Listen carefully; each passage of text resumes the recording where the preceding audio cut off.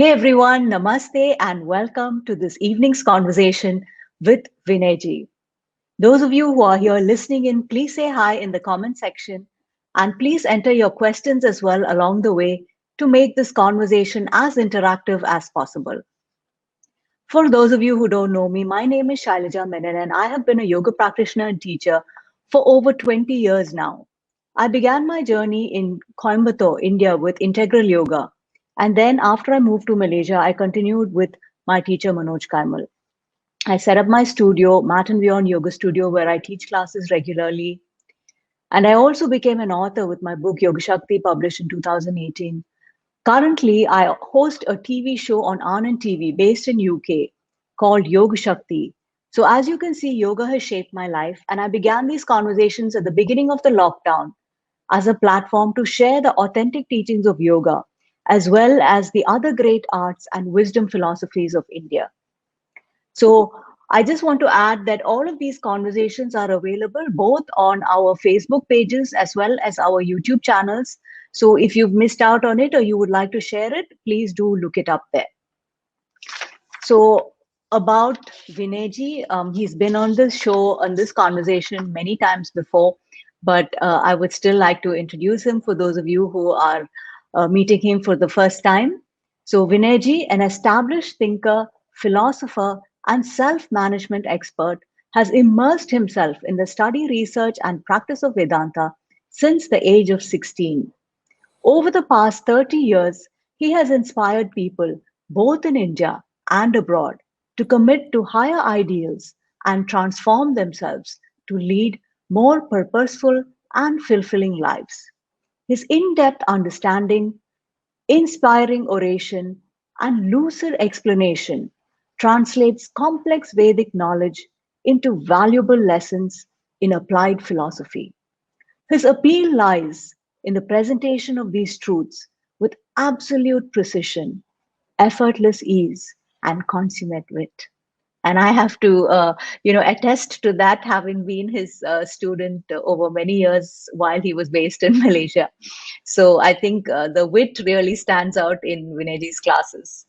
So Vinayji cross-references concepts from various scriptures and a range of Western and Oriental philosophers and literatures in his uniquely interactive style. Yeah, you never know when your name is going to be called. He cements the learning with practical tips for day to day living. He founded Wisdom Foundation, dedicated to spreading the glorious truths of Sanatana Dharma, the eternal principles of life and living. His tireless work expresses through wisdom public lectures, study classes, workshops, corporate seminars, educational modules, youth interactions, and retreats. Vinay's programs continue to enrich and impact people to be happy personally and successful professionally. An avid athlete, he participates in marathons besides a regular schedule of yoga, cycling, and badminton. His love for nature and his passion for the outdoors has taken him on several treks, including the famous Annapurna Base Camp in Nepal. So Vinayji stands as a testimony to dynamic living of higher values.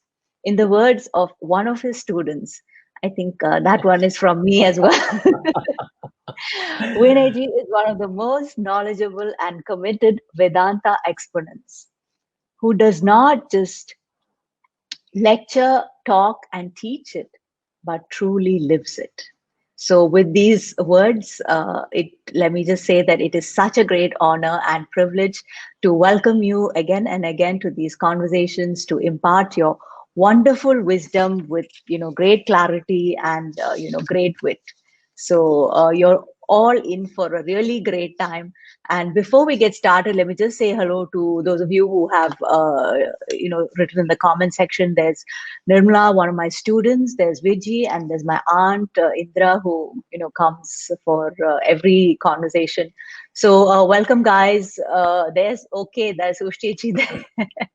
Another one of Vinay's students. So wonderful to see you all here. So please keep talking to us. Please write in the comment section and please put in your questions as well. So I think Vinayji, many of your students are here as well. So please do say hello to them. Feel free. So we're just starting with the first question, which is really the topic for today, as all of you know, is eternal wisdom for stress-free life, right? So let's begin at the very beginning, right? How do you define stress? Hari Om, everyone. Namaskaram. Lovely, Shailaja, for having me again. And ours is a beautiful connection. There's a lovely vibe we both have. And I'm happy to be back again on this show. And so we have the rest hour, I suppose, to explore the topic eternal wisdom for a stress-free life. So to kick off the question, the first thing you asked me is how do we go about defining stress? Am I right, Shailaja? Yep. Okay. In fact, stress, or for that matter, happiness, there are two sides of a coin. Stress or happiness is nothing but a state of your mind. It's purely an internal state. Stress is an unhealthy state of one's mind. When one's mind is stressed, is akin to a physical body which is diseased. Just as disease is to the body, stress is to the mind. So in simple terms, stress is nothing but mental agitations one has. And these mental agitations are because of one's wrong relationship with the world. All of us do have stress here and there, but it arises because of a wrong relationship with the world. So just as you will agree that disease is not a part of me, so also stress is not a part of my mind. It is an additional appendage that I've carried on, that I've put on me. And so much so, it is a constant baggage that I've had on me. I come to believe it's a part of me. Never ever would we ever question and think, hey, is it possible that I can live a life without stress? Is it really me? So it's just nothing but we should understand that stress is an unnatural state. Just like disease is not a natural state. And whenever we all do fall into that experience where our body gets diseased, it could be a minor flu or a cough, it could be fever, or it could be a giant pain, it could be anything trivial to something serious. We all feel lousy about ourselves, isn't it, Shailaja? Why? We don't want to be in that state. We want to get out of it. Why? Because it is not our natural state. Exactly the same way, stress, an unhealthy state of mind, is not a natural state. It's not a part of you. It's just an appendage. So I think we all have to fundamentally ask this question. We got to, wherever we are in the juncture of life, it's never too late to stop and ask ourselves this fundamental question. Every one of us believe it is something external that causes us stress. And on the other side, we all of us firmly believe it's something external that gives us joy or happiness also. Isn't it? Absolutely. And I think there is a serious question we all got to ask ourselves. And all the wisdom that's laid down, and everybody out there are very much aware. But it is just a reiteration for all of us that it is not the external world that causes any stress to you. It's our own wrong relationship we have set with whatever we are dealing with causes stress or agitations. Okay, Vinayji. I'm going to move to the next question because you actually touched on that in your answer in the previous one. Oh my, okay. Where is stress inevitable in human existence? Or is it possible to live without stress? Is it inevitable? Have we come across anyone who lives a stress-free life? It is an extraordinary state. It's a very enviable state if one ever has reached that state where he doesn't have stress at all. Well, is it inevitable or is it possible to live a life without stress? It all depends on how you go about living it. That's all I would say.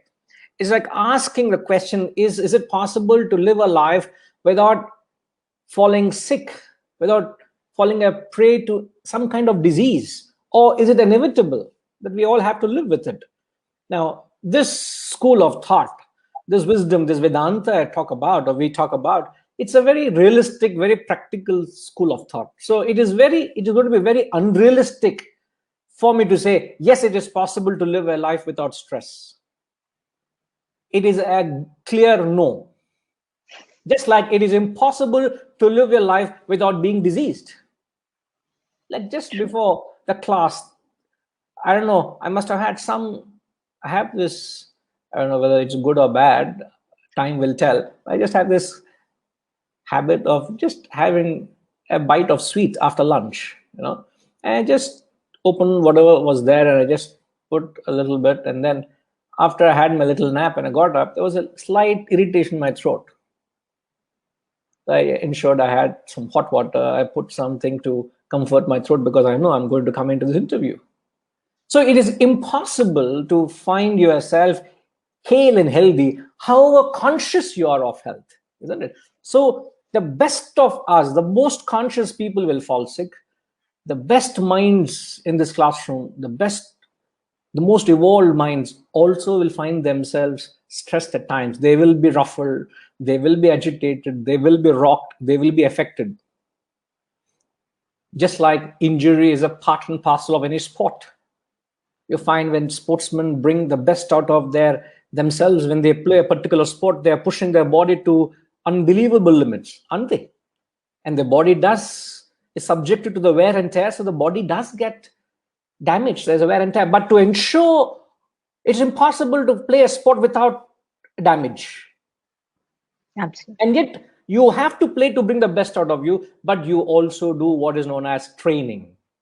You tone your body, you work on your body so that you ensure you have the strength of the muscles, you have your physical body to bring the best, bring that energy and exuberance by just putting it to certain discipline. But yet the best of sportsmen will have cramps, will have niggles, will have strains, will have fractures. It is an inevitable part of life, but yet they prepare themselves to it. So I'm just drawing a parallel to the question, is it possible to live a life without stress? Not possible. The question is how well you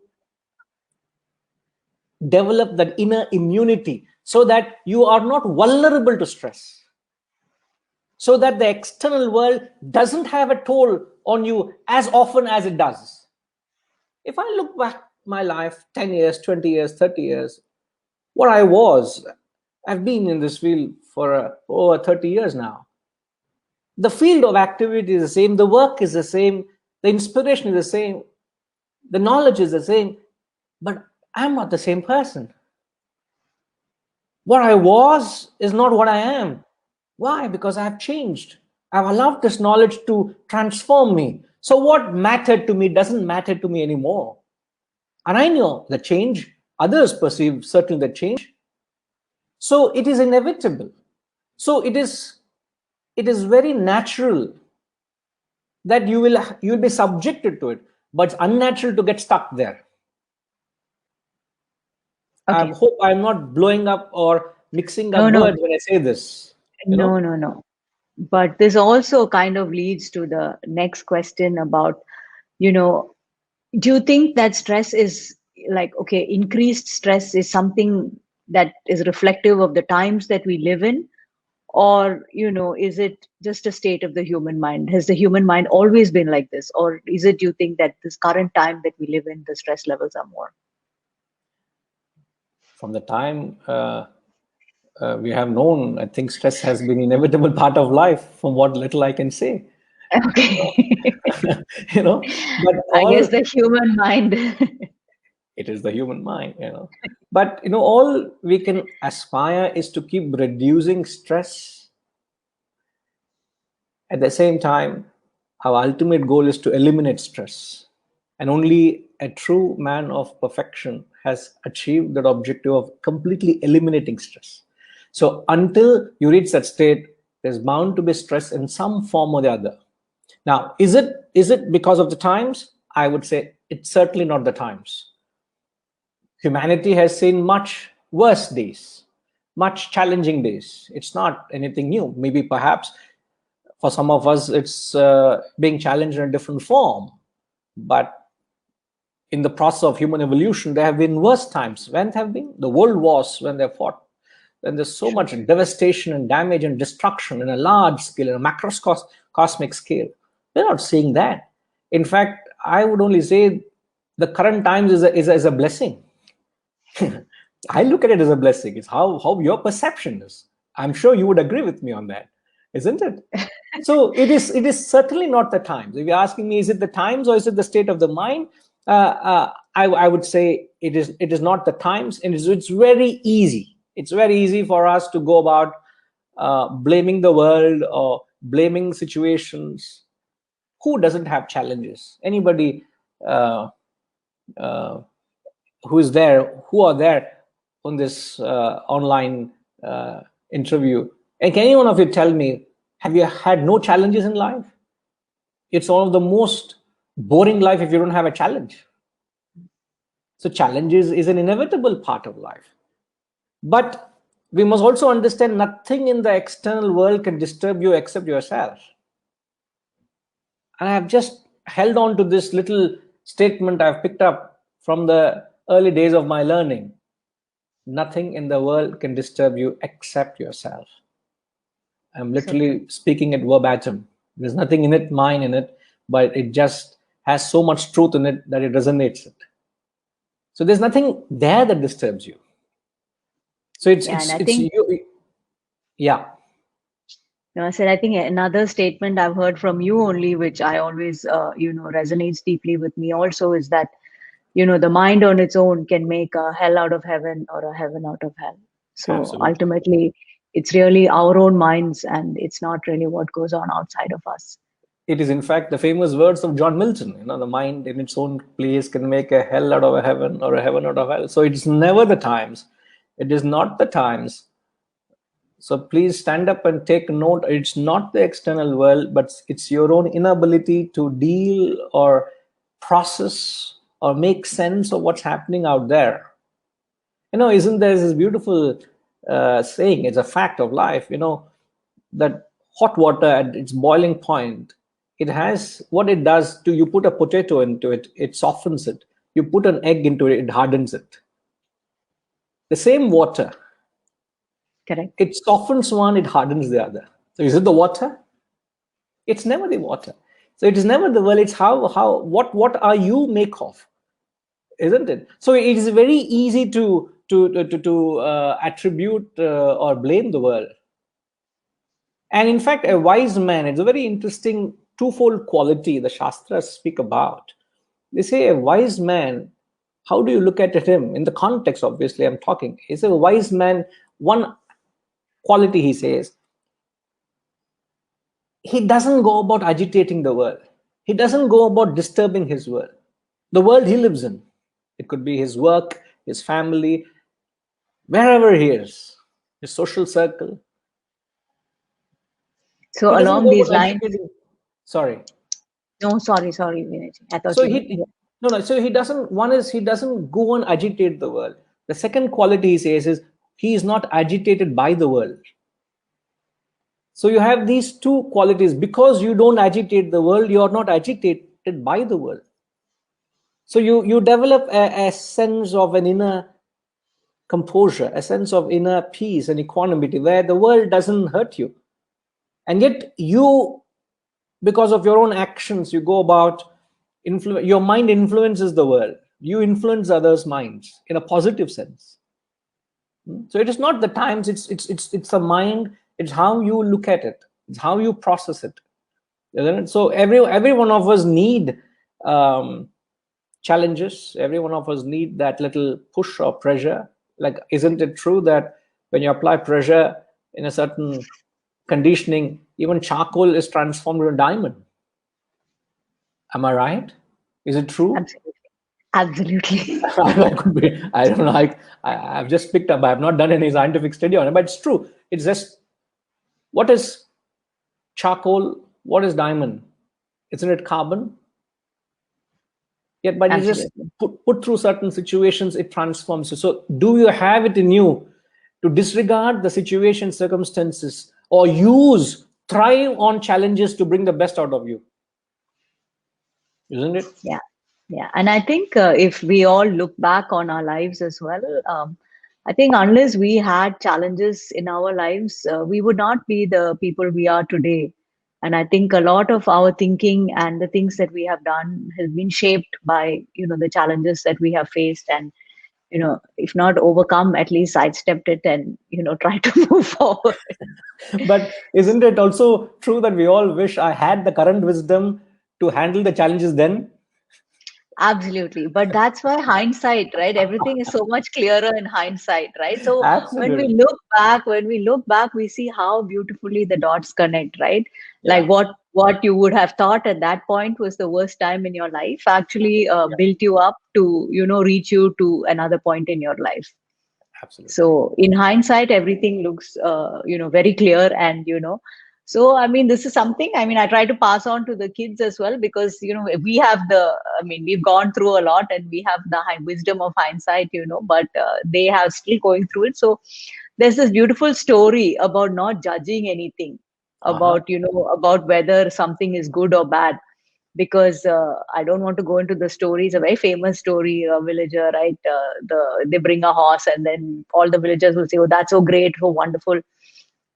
But then the horse will run away, and then the same villagers will come and tell that wise man, "Oh, that's terrible that the horse ran away." So that man will just say, "Let's not label it as good or bad." And then finally the horse will come back, and then all the villagers say, "Oh, that's so great. He brought so many other horses with him." So the old man will just say, "That's okay. Let's just say that he brought back. Let's not label it as good or bad." And then finally that horse will kick the old man's son and the leg will get broken, so the same villagers will run and say, "Oh, that's terrible, what a tragedy." So we just tend to keep labeling everything as good or bad and we Yeah. never really know, and it's only much later that the whole picture becomes very clear. So before I make this my conversation, let's No, just no. move on. By the way, I've never heard this story. I've never heard this story though. So it's something I've learned today. This beautiful story. It's a very famous story about like It just not tells judge. how little I know. That's all. This is how little Arre, I know. Vinay ji, no need to be so humble. No, I've never heard this story. Let me. No, yeah. In It's fact, just about yes, how we rush to judge, right? yes, And how we very rush to true. label as good or bad. And then it's only much later we really know whether that was good or bad. Yeah. Just to your earlier point, you said in hindsight, you find we connect these dots and we learn to make sense of what has happened in Yeah, one's life and absolutely. challenges. Absolutely. But but Absolutely. but yet when we're not prepared to face what life puts you through, it becomes a challenge and a burden. But if you are prepared to face life, if this wisdom is showered onto us and we have that capacity to bear it and not be burdened by it. It's like you when you look at a beautiful mountain, a mighty mountain, you appreciate the grandeur of a mountain, but the mountain is never a burden on your retina or your eye, isn't it? So here is a knowledge which gives you a proper perspective at every stage. It's not that in hindsight things are fallen in place. You accept everything that in the right spirit, that it is a challenge only for me to evolve. Like you need a Correct. rough stone to sharpen a knife, isn't it? You need a tough opposition to sharpen or to better your game or bring the best out of it. Every aspect of life is only for your growth. But if we don't Absolutely. have this wisdom, then we look back and say, oh, glad it happened. you know but Yeah. it's a very optimistic school of thought, so it prepares you, as you Yeah. rightly saying as well. Yes. And I think the journey really, I think, is about faith, right? I find that is something that is so important. So, like you say, when we have the knowledge, the faith comes, right? And as things happen, you realize that everything is really for your betterment and you learn to accept it more without kicking and fighting and screaming. there is a there is a divinity, always as a Yeah. divinity, isn't it? Yeah. Yes. So I'm just going to share one comment by my like Kaustubh is here on the comment section as well, and he was I sharing see. something that his father, the great Guru Desikachar, he says would say that the mind can be a loyal servant or an evil master, and it depends on how we use it. So I Absolutely. think a lot of importance, I think, from this whole conversation is that, we have to be responsible for our minds, learn how to manage it, and manage our perspective. Yeah, absolutely. Yes. So again, the next question came from a conversation that I was having with Vinayji very recently. We had actually planned out the questions and everything, but then we had this conversation, and then this question came up. So I said, I have to ask you this question and have this conversation again. Yes, please. So today, mental health and the state of the human mind, so much of increase, right? At least that we can say, or maybe there's more awareness of it now. I also don't know whether the increase is just because there's more awareness and more exposure, or maybe always people had this. Maybe that was the state too. But so, what is the role of the human mind in the increase of mental health illness that we are facing today, like Alzheimer's, Parkinson's, dementia? In fact, it is just a beautiful continuity to what we have been saying.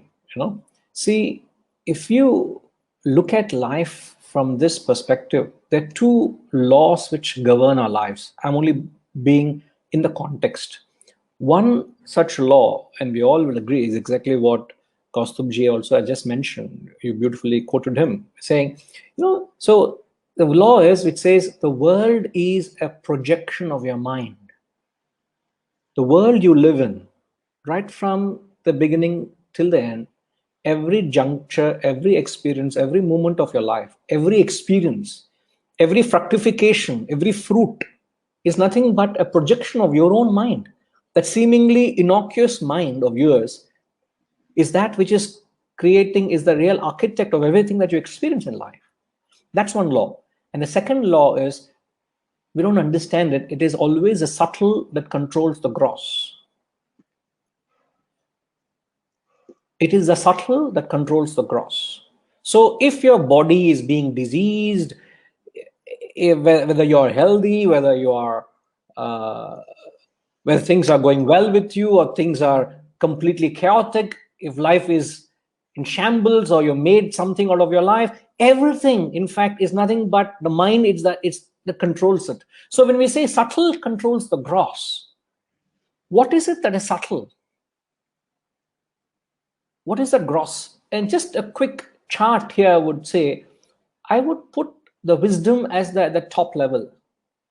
From the wisdom, the expression of wisdom is the clarity of the intellect. A human buddhi, a human being is endowed with this clarity of the wisdom, to have that wisdom, endowed with wisdom. So one who is endowed with wisdom has the buddhi or the intellect to think. So it is the wisdom, the product of wisdom is the buddhi. Under the buddhi is the manas, the mind. Under the mind is the physical body. And grosser than the body is the inert matter, the world. This is how the order of hierarchy.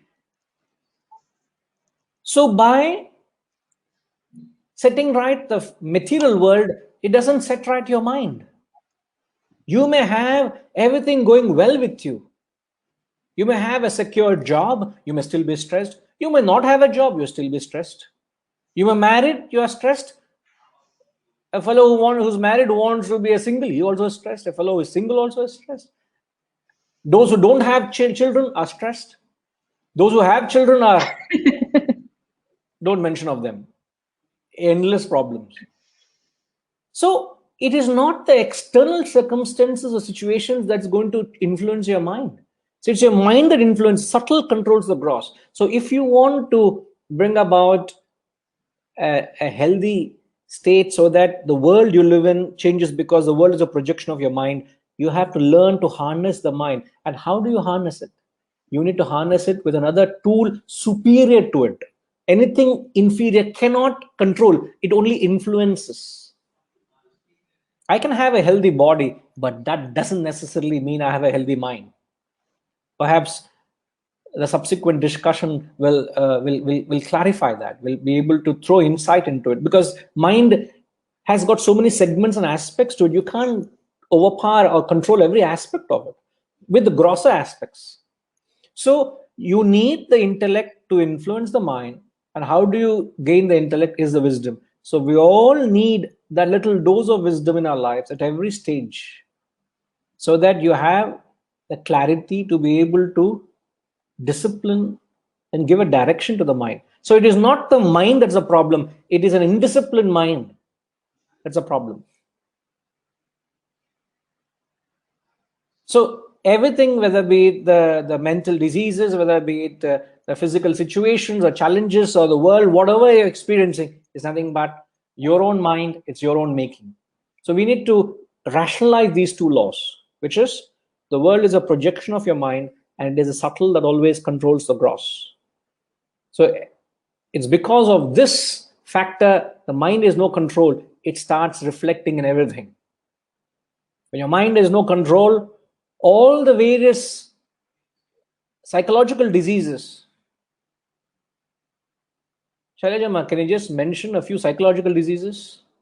When we talk of stress is a very, very familiar term, but how does the stress express in our lives? Well, there's always loneliness, depression, anxiety, and then on a much bigger scale, there's, dementia, Parkinson's, Alzheimer's, so many different, variations of Yeah. mental And issues. in our daily issues, anger, irritability, annoyance, worries, anxieties, restlessness. This morning I was in the badminton court, and I don't know, I was so touched by that. I just went and just with my colleagues who usually play with, he just looked at me and said, "There's a glow on your face." I said, "Is it? Thank you very much." He said, "Namaskaram to you." Then I said, "How is it you have?" I said, "No, no, this they know what I do." And I said, "No, this has been I do this and things." There are a few new guys who joined us, or I joined the new group, the same arena where we play. And then one of the things they were saying is, I said, "I get up at 4:30 every day." "What time you go to bed?" "I go by 9:30. I'm off to sleep." And one of them chipped in and said, "Do you get up in between?" Said, "I know, I sleep. Maybe others get up because I sleep, because maybe I snore. I do not know." But I have sound sleep. I have no question of having sleepless nights. And that guy almost said, "Oh my God, I have a serious problem. I can't sleep." One of the biggest problems people have silently, they're not able to open up and tell. Sleeplessness is one of the biggest expressions of stress. So you can't sleep. I keep telling you, it's really not worth. It's that sleep that gives you life, regenerates you. And then you resort to sleeping pills, alcohol, some addiction, some drugs, because you have to knock off. Otherwise, this machine will fail. So providence has given you that ability to regenerate you, but you must allow that nature and providence to express naturally. And that's only possible. A healthy mind only sleeps. The mind which is agitated can never sleep. Remember this. A healthy mind sleeps. And the moment your head hits the pillow, you must be off to sleep. And you go into sound sleep, not sleep with dreams. Dreams also is a disturbed sleep. So these are all serious psychological expressions of stress we don't understand. Another powerful expression of stress is insecurity. You may have everything, yet you're insecure. That is stress, tension. And all this either hits your head or your heart. If you don't know how to manage it, it's going to hurt you, hit you very badly. So, in talking in line of Alzheimer's and dementia, there's a whole lot of things that really starts hurting us day in and day out. And we don't understand the price we are paying. And simple principle, we all believe the stress is external. It is not external, it's internal. It's your own mind that makes a hell or a heaven. You need to know, you need to have that wisdom. And if you think you have it, there's a saying, wisdom attains completeness only through living of life. If you claim to have it, it must express in your life. There should be no question or definition of stress in your life. You may be very knowledgeable, but that's no use, isn't True. it? Yes, ma'am. So I just wanted to say something, when you talked about sleeplessness, I was actually writing an article some years ago, and I was absolutely shocked to see that, though the highest selling medication over the counter, I'm not sure if it's over the counter, but was like, anti-anxiety or, antidepressant medication. And what followed it was actually sleep medication. Wow. That's how rampant, like, people have problems falling Yes. asleep. I'm not So I surprised. just wanted to, yeah, so I just wanted Yeah. to say that I've come across those statistics as well about how, But you say this was years ago. What is the latest statistics? It might have it may be the first one. yeah, yeah. So even like, I'm part of some groups and I see people, all the time expressing there that, they're unable to sleep. But, the thing is, it's all in the mind and there's a lot of work in the mind. And I think sometimes it's the hardest thing to work with. It's kind of easier to work with your body than change your mental thinking and patterns and all of that. So it's our work. uh, our dear Dr. Ravi is actually giving prescription of medicine also. Dr. Ravi, please don't give medication in platform like this, so people will go and pick up Oh, this. sure. We need to come and consult you. Don't give open medication. Dr. Ravi, our whole conversation is to get away from medication and to Absolutely. deal with our minds. Right, right. So I saw Prakash Kansami has actually written a question, and that is very much in keeping with our next question as well. So let Uh-huh. me just ask the question, and then after that, we'll take up his question. Yeah. So our next question is, what is the role of desire, expectation, and comparison in stress? Uh, if you have to hit the nail on the head, that's it. It is, you hit the bullseye, I would say. Desire and expectation is the is that feeds stress. It is the very root cause of stress. Now, I want to give you a holistic picture of what desire is, because everything thrives on desires. Life thrives on desires, desiring, constantly desiring, wanting. And also, the moment you say, how does a desire originate? From where does it originate?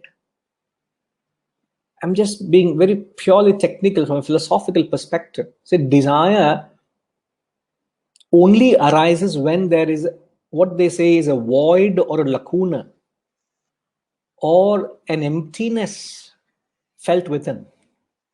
When you feel a sense of an emptiness or a hollowness within, that is when your mind entertains a desires. When there's an agitation felt within, your mind entertains desires to fulfill or to appease that incompleteness or imperfection felt within. Just like when you're hungry, your mind entertains thought for food. The moment that hunger is satisfied, there's no more desire for food, isn't it? So your mind entertains desires, and desire is always for something you do not have. You would never have a desire for something you have. The classic example of a Shastra is Ravana had everything under the sun, including a harem from the heavens, and yet Ravana wanted Sita. I want you all to very strongly drill this in your mind. This is what the Shastra is saying. The moment you entertain a desire, it's like Ravana wanting Sita. Ravana felt it's perfectly possible and it's perfectly all right to go and take Sita. He wanted it, and he said he can just go and pick her up and satisfy himself. The Shastras are highlighting the sin you commit by just desiring something is as grave as Ravana wanting Sita. So remember, the desire and the mind wanting something, the desires are the Ravana in you. Sometimes we also say colloquially, Adalla Ravana comfort pa, I want convenience, but I don't want Ravana's comforts. There's a colloquial, a casual saying that I don't want to live that kind of an indulgent life where it is Ravana's comforts, because Ravana was known to be in plush comfort, luxury, and opulence. He had everything, and yet your mind wants more. So desire is always something you do not have. An expectation is wanting the world to play to your tunes. If you expect something, you're expecting some part of the world, whatever your expectation is, you want the world to fit into your mental framework. It's like I have got a frame and I want the world to fit into that frame. How is it possible? You must have a picture and then create a frame around it, isn't it? You can't have a frame and then say try to push the picture into it. You can't go the other way around. Everybody's going other way around. You have a picture, pick up a picture, pick up a portrait, and then frame it up. Now I have a picture, sorry, I have a frame, and you want the whole world to fit into it? How ridiculous, how unreasonable are expectations. So as long as you have an unreasonable expectations, you will find yourself mentally agitated, stressful. Desire is wanting something I do not have. An opposite of that is to see what is it that it is. What it is that it is I'm dealing with. Taking a stock of life and say, this is what it is, rather than desiring something other than that. I'm very close, Dr. Ravi and Balaji. We were part of a team wanting to go to the Everest base camp last year. Just 2-3 days before, we were supposed to go in mid-Feb or late Feb for a 15-day trek in Nepal to the famous Everest base camp. And then 2 days before, we had to call off because countries and governments were actually shutting off because of COVID. Sure. If you ask me, if there's something desire, oh, I hope things will come to normalcy. I want to go to the Everest base camp. You see, you may say, what is wrong? I'm not asking anything wrong. I'm not asking for Sita. I just want to go to a mountain. I just want to go for a trek. Yet your mind, if it is unreasonable, you will be grumbling and complaining. So all what the Shastra is saying is, don't be unrealistic in your expectations. Keep a check, keep a lid on your desires. As long as you're realistic, you're fine. So desire and expectation are the very root cause of your stress in life. And you don't keep a check on it, you had it. In fact, Kaustubji is saying, so perhaps we all must desire to be in a state of no desire. Sir, rightly said, but that is a very high exalted state of a man who attains self-realization. The state of realization is desirelessness. Let's be realistic. It's like me, I can dream of going to the base camp. I can't even dare think of going to the summit Everest. You got to be realistic. But yet it is what a human being is born to realize. But we have to take your current capacity, where you stand. We just don't want to be sounding philosophical. We have to be very realistic and grounded. That's when we grow. It's not difficult for me to just switch gear. Believe me, I can just switch gear. The next statement, I can start rattling off the Vedic truths and Upanishads. It may perhaps leave you all mesmerized, enchanted, but you will not have a clue because it will not help you. Maybe it will not help me also. That's not the point. It's not trying to impress here, but it's trying to talk language which connects when it means to us, isn't it? It must be relevant in our day-to-day lives. So reaching a state of no desire, it is good for discussion, but we have to reach and evolve to that state. And you rightly said, it is the goal we all have to aspire for, but we have to take step by step, sir. Yes, ma. Yeah. So Sorry, just adding, I didn't follow the protocol. I took the cue from the chat and I answered. Huh? so Shalejama, okay, please forgive me, Shalejama. I know it's no protocol. I take a lot of liberty. Yeah, so I'm just adding what Kaustubh said. I'm not going into the Sanskrit and embarrassing myself, but basically in English, he's translated it kindly also that mind is the cause of liberation or bondage for humans. So if anything's coming out of this conversation, it's really that we have to pay close attention to our mind. So Absolutely. I'm also going to go back and take Prakash's question here. So he says, if the mind is something that's carried from birth to birth, the things that we experience today, whether we like it or not, then it's all been our own making, desiring. Yes, it is. One is the mind, and also you carry along your wisdom as well, isn't it? So it's just not that you are a victim of your irrational thoughts. You also have this rational element, which is the intellect, which is the mind, which surrenders to the wisdom. So you have these two elements. One is the irrational aspect, another is the rational aspect. So you need to integrate both. It is not one at the cost of other. Please, let's understand this. We're not demonizing the mind. We are trying to harness the mind. So it is a very powerful tool or energy. Mind is it's a blessing if you know how to harness it. It's like a child is a blessing if you know how to discipline a child. Otherwise, a child can cause tantrums, isn't it? It can cause real havoc and can completely derail your life if you don't know how to govern your child, how to police it, how to mold the child. So the mind and intellect, there has to be a perfect integration. And from birth to birth, we carry we call it as the inner personality. The outer personality is the physical body, the exterior. The inner personality is the mind and the intellect, which is the driving force. And then the real personality is the Atman, the self, we just spoke of. So the outer personality, the inner personality, the real personality. What matters most is the inner personality. If you don't know the art of managing your inner self, your inner mind with your intellect and the integration of the head and the heart, stress is inevitable. So we're not only carrying the mind, we're also carrying the intellect. Also, you have a conscience. The conscience is there to guide you every step of the way, to tell you whether you're doing the right thing. So we are all not victims of mind.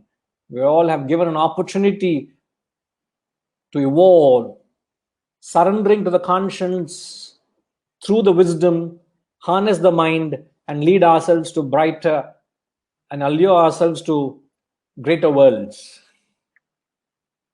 And there's So enough I'm wisdom just going. out there, Ji. Yes, ma. Sorry, Vinayji, you were saying? No, I'm saying there's enough wisdom out there substantiating it and giving us the path towards it. I hope Prakash ji is able to relate or resonate to what I just said. Okay. Yes, ma. Yeah, so he was talking, he just commented that recognizing the Ravan desire. So I think your Ravan has caught on. People can identify with the Ravan. The great Valmiki said it. I'm not said it. I'm just parroting what the great truths have been laid down. And my No, but job, just expressing those I'm glad. desires in terms of I'm Ravan I'm desires glad. I'm glad. and using discrimination to choose less Ravan desires is the way for us mere mortals. There's nothing as less Ravan, more Ravan. Desire itself is something you're Ravan. asking for something. Desire itself is Ravan. Now, whether you are giving it reasoning and governing it or letting it govern you, whether you govern it or it governs you, is all the question. As long as you govern it, it can be any desire out there as long as under your control. So it's like driving a vehicle. Would you say it is safe to drive at a particular speed? No. You're never safe at any speed. You could be safe perhaps driving a Formula One car at 300 kilometers an hour. I don't know. Is that the speed they go? Maybe more, maybe less. I do not know. You can drive a Formula One car yet have perfect control. You may be driving at 40 and lose control. I remember I was being in Malaysia, I was being driven to a class one evening, and a family was driving, and a gentleman was driving. I was sitting next to him in the front seat, and I don't know, for some reason we were on a flyover, and for some reason he was distracted and he was looking at somewhere, and I realized the car was slowly steering off the lane, and almost we had come to the edge of that road, and if I had not alerted, we could have just been shot off, and I wouldn't have been sitting here. So it's not the question of speed. The question is whether do you control the mind or does your mind control you? Are you a master or slave of the mind? It all boils down to that. Yeah, so I think using Prakash's own words, I think the key word is using discrimination. I think so. That is where, Viveka and all that comes in, where we use our discrimination to decide whether, whether what we want to do is something that is good for us or not. Absolutely. Absolutely. S- So, Kaustubh has a question here. What's the difference between love and desire? Did Hanuman desire to be with Ram always, or was that his love? How to know the difference? See, as long as, firstly, your desires have to be rationalized. Okay. The moment you rationalize a desire, that desire becomes a goal or a name or an ambition or a purpose. I repeat, when the desire is nothing but an indiscriminate thought flow. It's just a impulsive flow of thought without a rhyme or a reason or a direction or a purpose. So it's like a feather in a summer breeze. What? Mind, where your thoughts flow, where they want to go, when they want to go. There is no rationality backing it. But the moment you bring in the rational element into that flow of thoughts, it gets a clear direction. I don't know whether you are aware of it. Why is Lord Hanuman worshipped? Hanuman is a monkey. Why are you worshipping a monkey? Hanumanji has achieved which no monkey has ever achieved, which is, what is the nature of a monkey? The nature of the monkey and the nature of the mind is the same, which is asthira and chanchala. Restlessness. It is never steady. If at all it is steady, it's fickle. It is restlessness and fickle. It's the very nature of the mind. But what Hanumanji achieved was his mind got transfixed on Rama. He became a greatest devotee where he couldn't think or take his thoughts off the goal of Rama and his mission of the reunion of Sita. So, what Hanumanji achieved is he became a true master of the mind. So, whenever you worship Hanumanji, is trying to remind myself that is my goal, that I want to achieve your state of having conquered the fickle and the restless nature of my mind. Hanumanji, you achieved it. I bow down to you. So, what Hanumanji had, he had that wisdom to overcome the nature of the mind. So, it is sheer love and devotion. But we are putting in technical terms. When you rationalize, how do you achieve that state of Hanumanji? Rationalize your thoughts, give it a greater direction and a purpose. It becomes a goal or a name or an ambition or a purpose. Then your life means business. Then you've conquered life. Then your life has a meaning.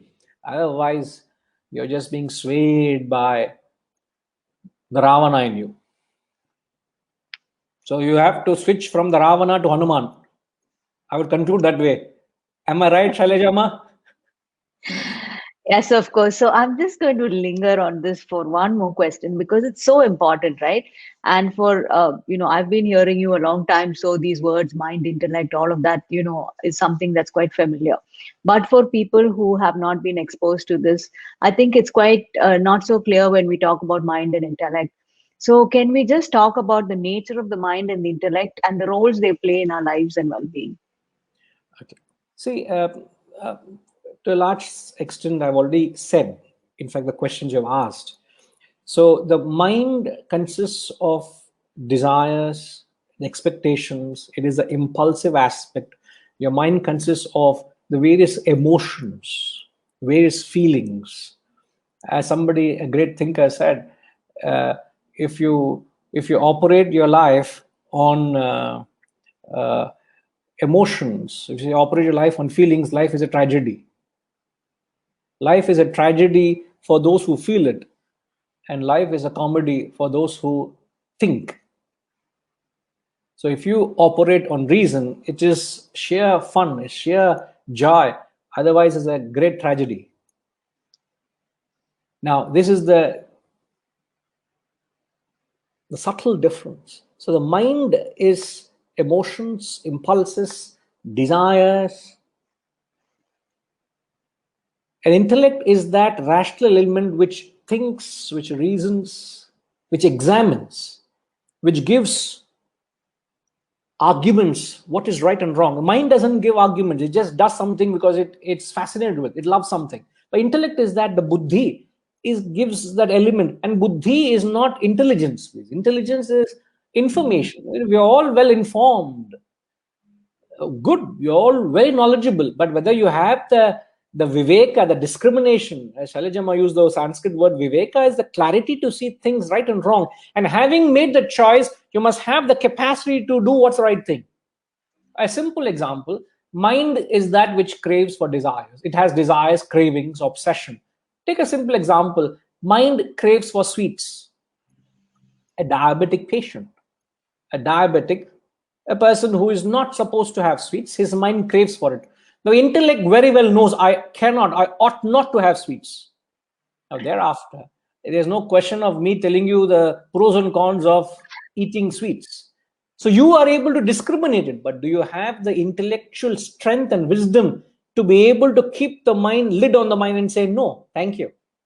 I like it, but I can't afford to operate on my likes and dislikes. It's going to be fatal, it can be detrimental to me. So the difference between the mind and intellect is mind just feels, intellect reasons and gives you the clarity to make the right choices. In other words, are we all not defined by the choices we have made in our lives? I am where I am today because of the choices I've made, good, bad, indifferent, but that has defined me. And what is it that makes a choice is the intellect, not the mind. It's not what you choose that matters. On what basis you're choosing that matters. On what basis you say, I would like to do this? On what basis you say, I choose to marry or not to marry? On what basis? What's the reasoning you give? So just a little more, since we're talking of stress being a realm of the mind. The mind's nature is, as I've said when we spoke about Hanumanji, he said the nature of the mind is the nature of the mind. It rambles into the past and future. With all the time worried of the past memories constantly hold on to you, isn't it? You hold on to your past sins, past errors, and the memories constantly keep daunting and haunting you. Or you're living in the imaginary aspirations of future. I hope I get this. There's a verse in the Gita which says Moghasha, Mogha Karmana, Mogha Jnana Vichetasaha. It's all vain hopes, vain actions, vain desires. You're only living in the future. So that's a tendency of the mind. Either it's stuck in the past or the future. The mind also has got innumerable desires, desires for things you do not have. Thirdly, mind develops attachments.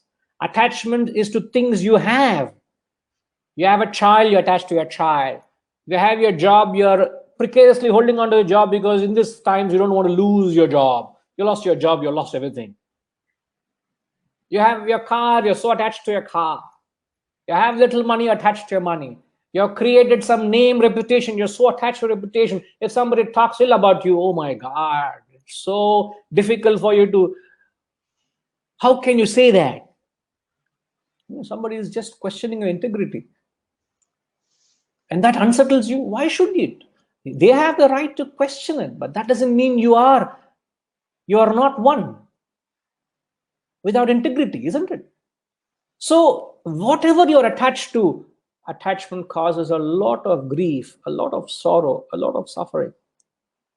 So your mind not only has emotions, it desires, it develops attachment, and also it is subjected to various modifications.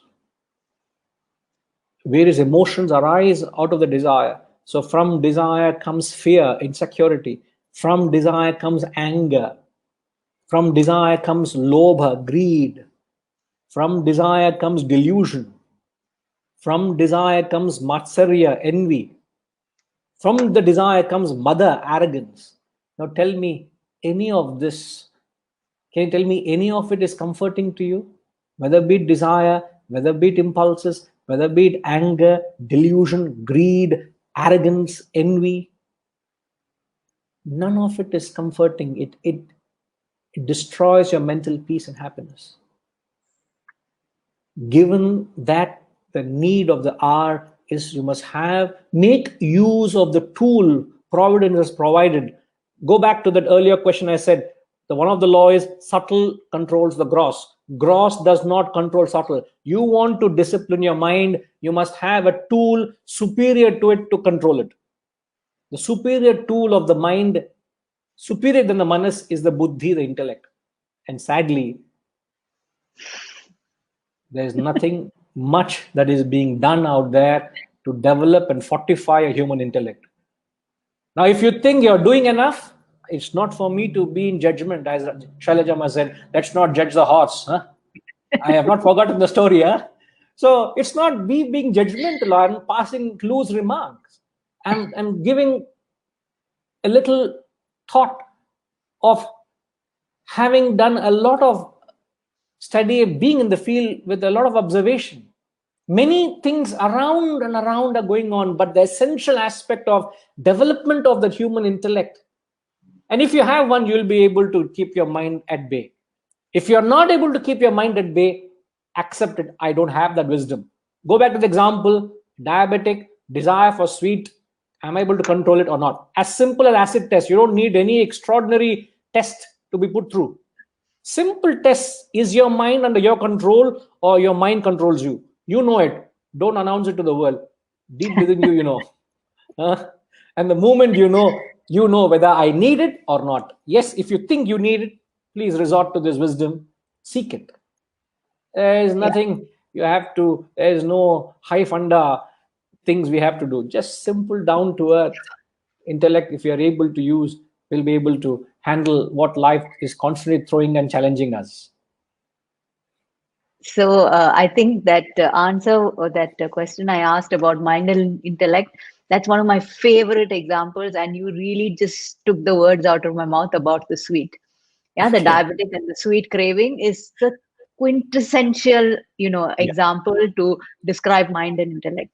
And then just to add on that, I just wanted to say, most of us know actually that what we should do and we shouldn't do, right? Most of us know that overeating is not good for our health. We know that we should exercise regularly. The bottom line is the intellect strong enough to follow through with that, or does the mind dominate and we decide that we want to just watch TV all days in bed, right?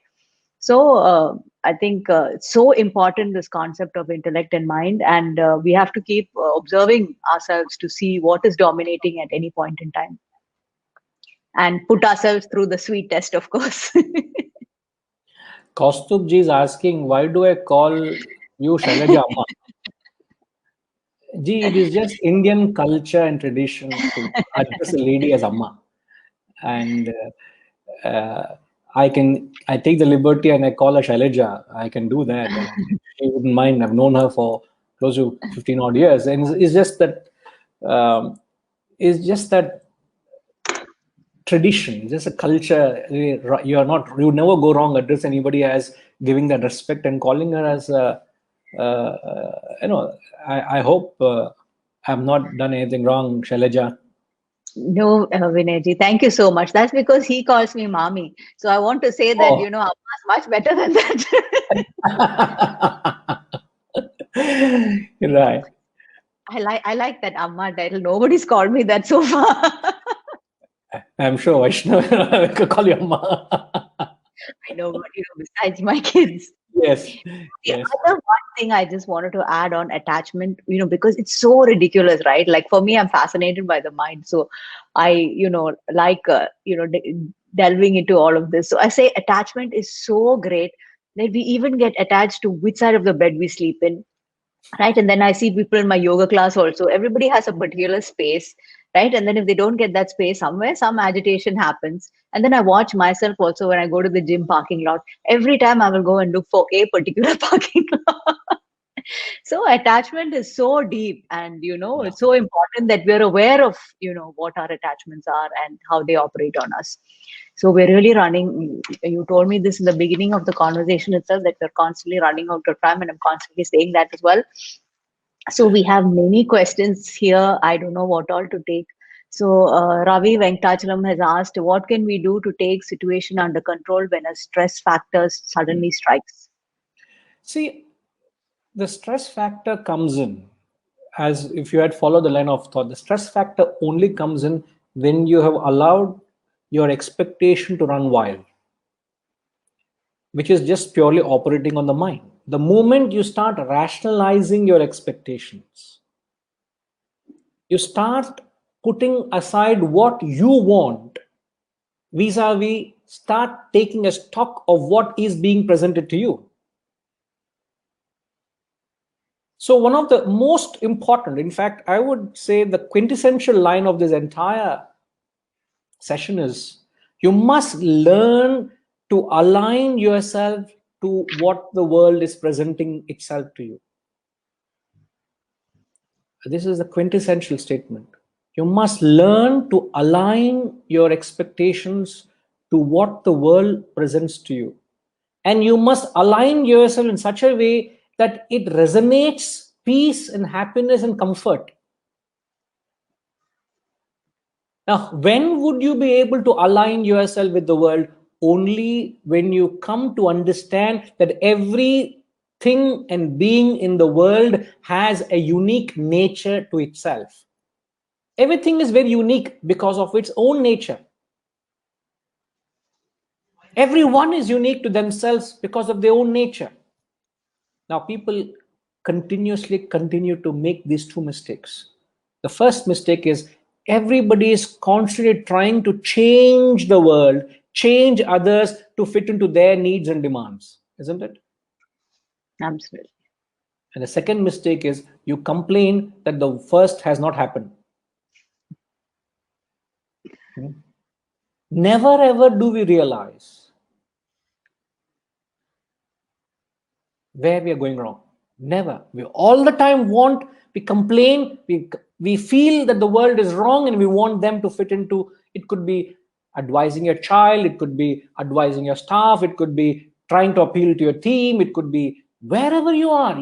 You're constantly complaining, why is the world like that? Rather than taking a stock of what is the world. So the exact opposite of that is just leave the world as it is and start assessing the nature of everything around you. Now I ask this question, Shalajama, to you, through everyone. I ask, who is to be blamed? The choice is the one who is expressing their nature helplessly, or the one who is expecting them to be other than their nature. Why is the lily not an oak tree? Something else I heard in your class. Yes, why is a lily not an oak? But what is the mistake? Who is to be blamed? The one who is expressing his or her nature helplessly, No. or the one who is expecting them to be other than what their nature is? As simple, I'll give a few examples. Quickly, I'll run through it. Let's say your child is mediocre in studies. You want that mediocre child to excel beyond his or her capacity, and you want your child to be brilliant or excellent. You have a teenager, I know a father, who constantly complains that my son is immature in discipline, immature in discipline. So you want your immature teenager to be mature, you want your indisciplined son to be disciplined. The government is corrupt, and you want the corrupt government to be clean and transparent. You have an unrealistic hysterical boss. You want your hysterical boss to be reasonable and accommodative. My husband is a drunkard. You want him to be a teetotaler? I know a lady who constantly complains that my husband, I go to the satsang, he goes to the club every evening, and they're married for 40 years. 40 years after all, she complains. And she knows him very well. 40 years of marriage is not possible for you not to know him. And yet she complains, I wish he comes to the satsang. Then I said, I wish you go to the club. Can you switch roles? That is his dharma. His dharma is he finds comfort in the club. Your dharma is you find comfort in satsang. Why don't you assess him? Why don't you understand him that he is his nature? That is his bhava. Can a carnivore be a herbivore? Can a herbivore can never be a carnivore? It can never be. They are true to its nature. So you must understand everything is beauty in its nature, is it's being what it is. So the only way you will be able to combat stress is by making a realistic assessment, a rational assessment of the world you're living in.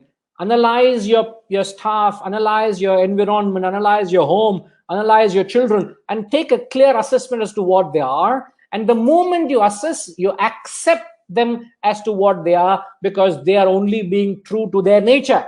Just as you are true to your nature, they're also true to their nature.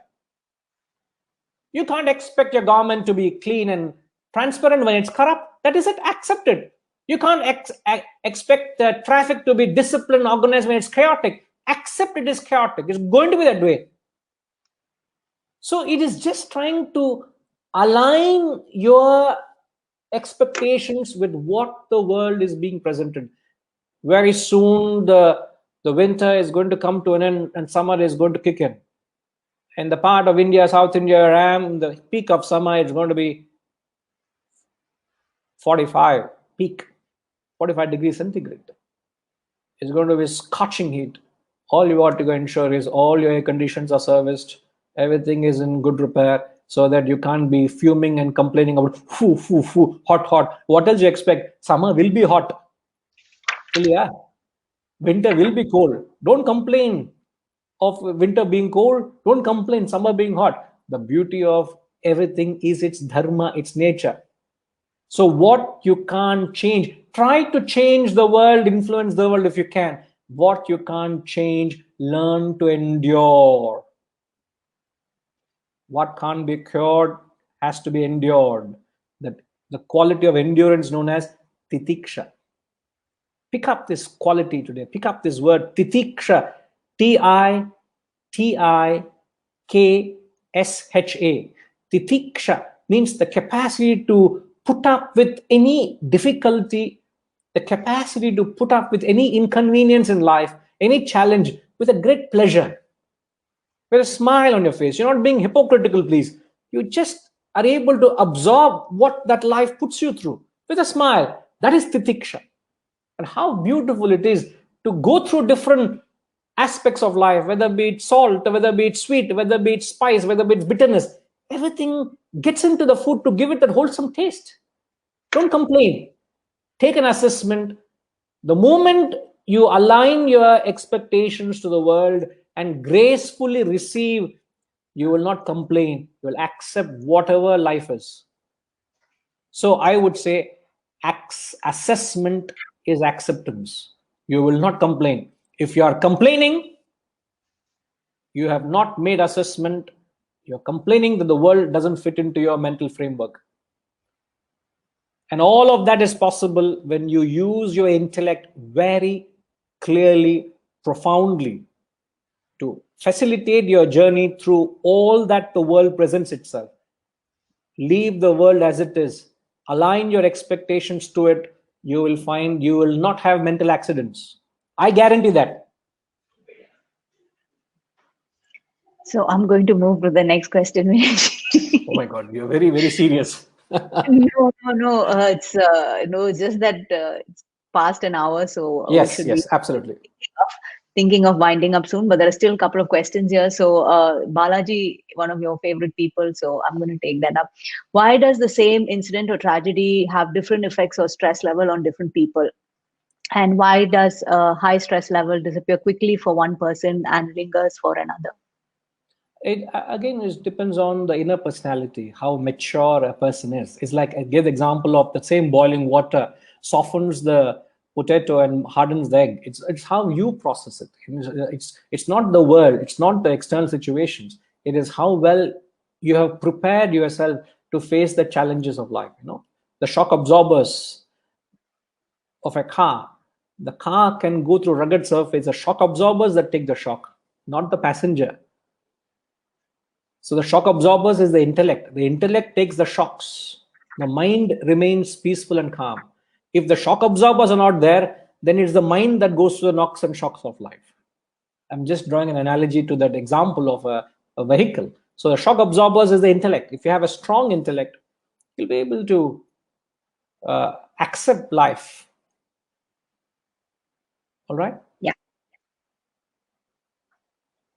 So then I'm going on to the next question by my cousin Lakshmi. She says, wisdom can be acquired by taking up challenges, but it also means getting out of our comfort zone. So isn't that good stress? Wisdom, sorry, what is that? Okay, the Wisdom, wisdom can be acquired by taking up challenges, but also means getting out of a comfort zone. So isn't that good stress? Yes, we all need challenges. As I said, I took the example of how pressure converts charcoal into diamond. We all need challenges. uh, but you need to have the metal to convert these challenges into opportunities. And only way you'll do that is by embracing this wisdom.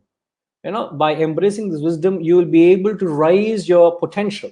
It's like, as a sportsman, if you keep leading a disciplined life of activity and exercise, you will be able to bring a lot more out of your personality.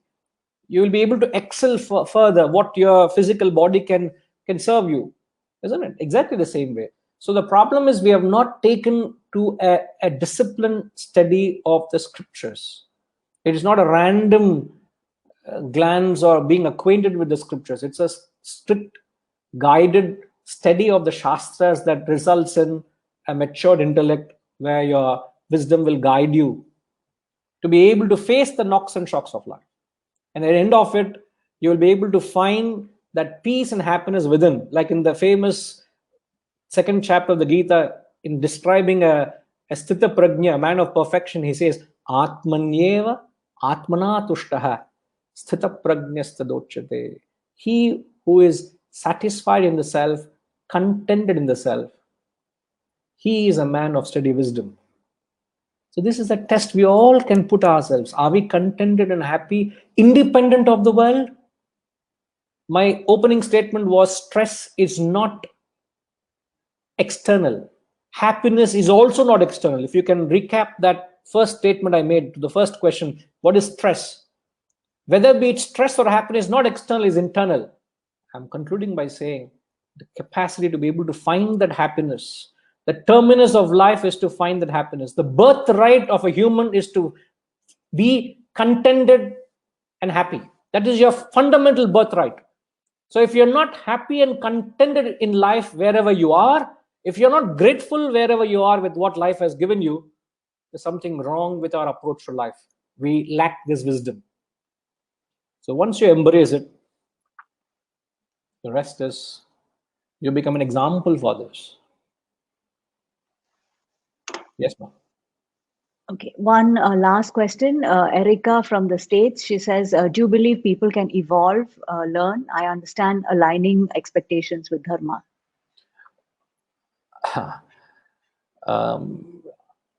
I wouldn't be sharing something if I'm not convinced with it.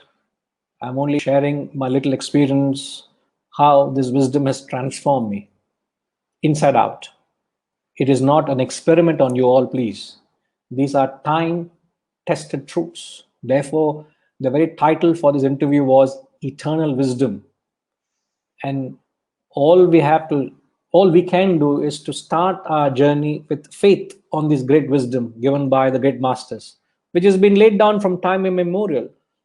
I have not quoted any particular master here because the wisdom is universal and it has been laid down. So it is not something which it's my imagination or my belief. It is there for you to pick it up, learn it, experiment on it, see it for yourself, verify it in your lives. And that's how scientifically you march forward. You embrace a larger wisdom. And uh, and I rightly said, you understand that you need to align yourself with the totality around. I can't be like a bull in a china shop, can I be? I got to learn to sing, to understand that everything in life is a beautiful symphony. It's an orchestra, and I play my little part, insignificant part, but play it with utter humility, but not a discord so that it disturbs the society and the world around me. I remember saying in the earlier, the two qualities: one who does not agitate the world, The second quality is not agitated by the world. No, you're not. The second, even before you get to the second, ensure whether your actions resonate, align, and it doesn't disturb the world around you, doesn't unsettle. You should not go about unsettling the world wherever you are. Let the world be as it is because they are true to their nature. You align to it so that you become a part of it. I'm in a family, each one have different characteristics, personalities. If I want to be a part of the family, I must learn to align myself to what they are, what they bring, what personalities they bring, what good and bad they bring to that unit of family. I can't sit and complain why you are like that, isn't it? But if I want harmony in it, align my little actions, a little personality to what the family brings in. Or I can say, go to hell with the family, I want to be alone myself. You choose that, but then you're a loner. You will have nobody with you. But you want to embrace the world, align yourself with the totality. And if you do so, if you harmonize with the world will obviously going to harmonize with you, which gives you that utter peace, happiness, and contentment, which is your natural state. Stress is not. Remember, stress is internal, it is your own making. Leave the world as it is, set right your inner personality, seek the wisdom, surrender to the wisdom. It will take care of it. Okay, I think with these beautiful words, I'm going to stop this session. We can conclude this session. I think I could not have asked for more wonderful words. So I hope all of you have enjoyed this session, and thank you for so many questions. They kept coming, and I think we didn't complete our question list, but that's perfectly fine. The whole idea is to be interactive and to get all of you to be engaged in this conversation as well. So it's really wonderful to have all of you chipping in with your questions and comments. Thank you so much. Thank you so much, Vinayji. As always, you really share your time and your wisdom in these conversations. So thank you so much for doing that. And every time I ask, you unhesitatingly, agree to come on the show. And Indeed, a pleasure. Indeed, a great so pleasure. yeah, so thank you so much for that. And I look forward to many more such conversations with you. Always a pleasure, Ma. Always a pleasure. So Thank I'm you. just already telling you that hopefully there will be another one soon. Certainly, certainly. Look forward. So I just want to add that Vineji takes many classes, and if any of you are interested in the classes, we're going to be putting the slide right now. So please have a look at the slide that we're going to share, and please feel free to contact Vineji at any time that through his email address or whatever contact address is given there. So many classes here, wisdom discourses, the Bhagavad Gita classes, Atma Bodha, Bhaja Govindam, and the timing of the classes. I think most of these are online classes as well. So the Zoom all ID of is there. all of all of them are online currently, and even when they do switch to the physical, they will be online. They'll be served online as well. All right. So Okay. And also, I think some of the classes, Vinayji has expanded from Malaysia and India. Now he has classes in the US as well. So all the timings are also there for people in the US who are interested. So please, these classes will be available on the video that will be there on both our Facebooks as well. So you can always look at it, look for it as well later on. So please do so, and please take advantage of having someone so committed and so full of knowledge and so willing to share in our midst, right? So, okay, with this, I'm going to wonderful, Ma. It was wonderful connecting. yeah. So with Namaskaram. this, I'm Hari going Om. to end the session. Thank you all. Thank you, Vinayji. Namaste, and have a wonderful rest of the till we meet again. Thank you.